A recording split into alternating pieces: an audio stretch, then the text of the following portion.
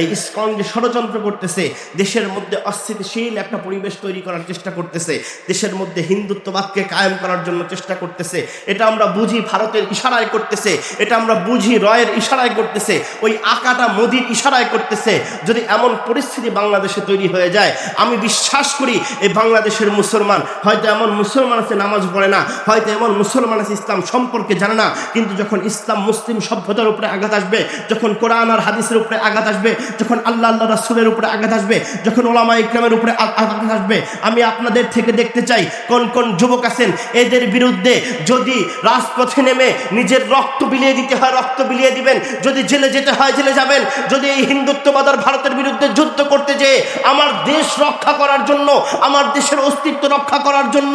আবার 1971 কায়েম করতে হয়, আবার ইংরেজ খেদাও আন্দোলনের মতো নিজেদেরকে বাড়িঘর ছাড়া দিতে হয়, নিজেদেরকে মা ছাড়তে হয়, নিজেদের